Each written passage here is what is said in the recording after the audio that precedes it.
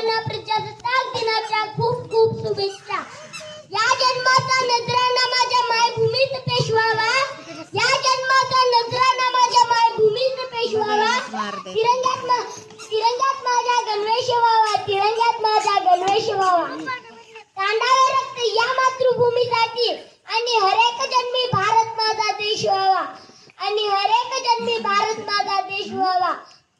सूर्याप्रमाणे तेज दिसणारे व्यासपीठ, चंद्राप्रमाणे शीतल छाया देणारे शिक्षणगण आणि तान्याप्रमाणे चमकणाऱ्या माझ्या विद्यार्थी मित्रांनो, लहरतो तिरंगा अभिमानाने आज, लहरतो तिरंगा अभिमानाने आज, उंच आकाशी उजळू सारे रंग तयाचे, प्रण आज एकमुखाशी, प्रण आज एकमुखाशी, जगण्या शिकण्याचा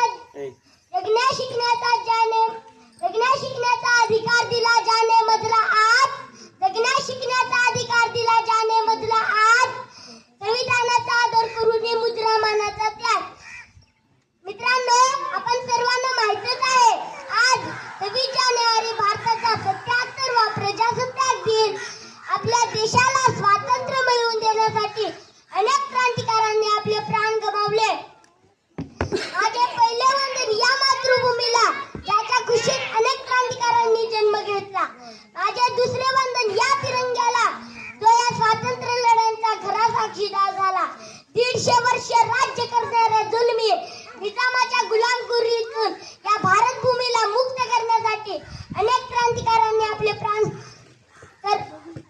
प्राणाचे बलिदान दिले। सर्वप्रथम या महान क्रांतिकारकांना मी स्वरान सुनील राष्ट्र अभिवादन करतो आणि सीमेवर रात्रंदिवस तैनात असलेल्या जिगरबाज सैनिकांना मी स्वरान सुनील राठोड अभिवादन करतो।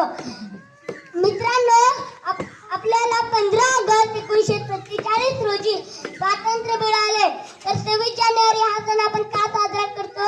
जसे कुटुंबाला कुटुंब प्रमुखाची गरज असते, तसे भारताला एका राज्यघटनेची गरज होती।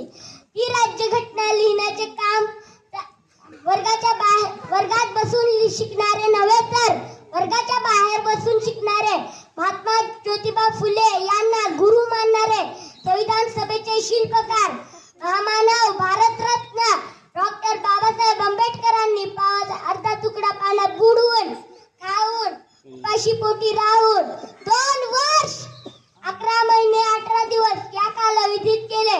डॉक्टर बाबासाहेब आंबेडकर म्हणतात की शिक्षण हे वाघिणीचे दूध आहे, जो कोणी प्राशन करेल तो गुरगुरल्याशिवाय राहणार नाही।